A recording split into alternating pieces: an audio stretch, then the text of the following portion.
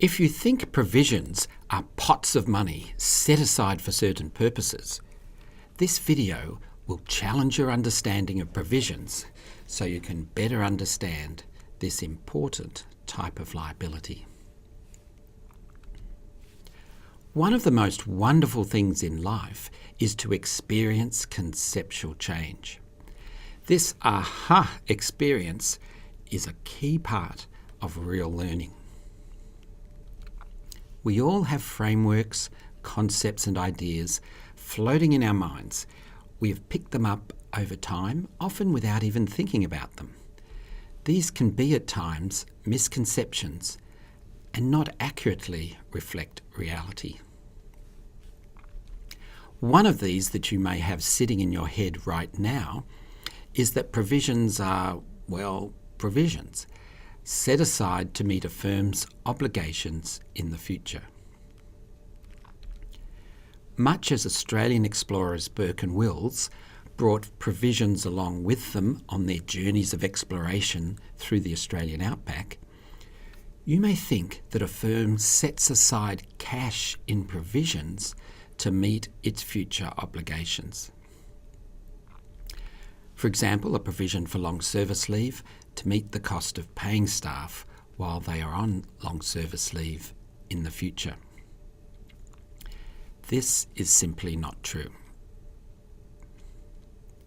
I'll say it again, this is simply not true. Provisions in accounting are not actually provisions in spite of their name. They are better thought of as provisional liabilities. At the beginning of Act 11059, Accounting, Learning and Online Communication, we saw the video of Harvard science graduates being asked on their graduation day the reason for the seasons.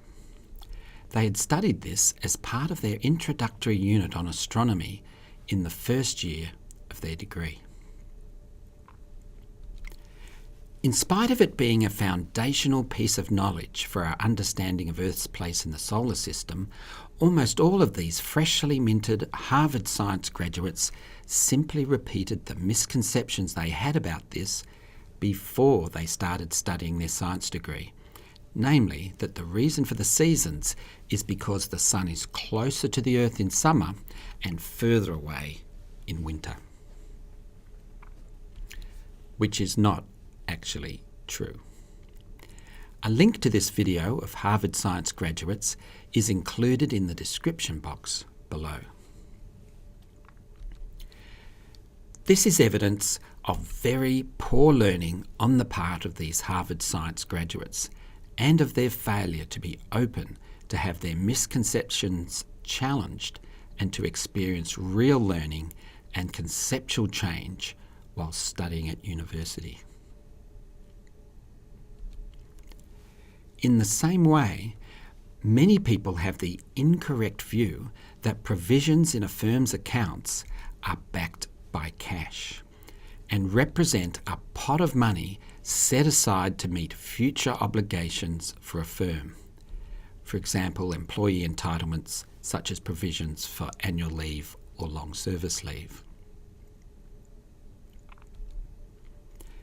Like the changing world around us, we need to be able to change, adapt, and have the mental flexibility and courage to be able to learn, really learn.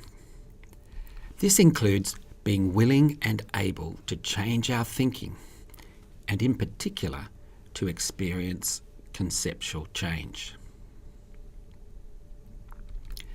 To find out what provisions actually are, see the video, Provisions, What They Are. This will give you a foundation to better understand this important type of liability.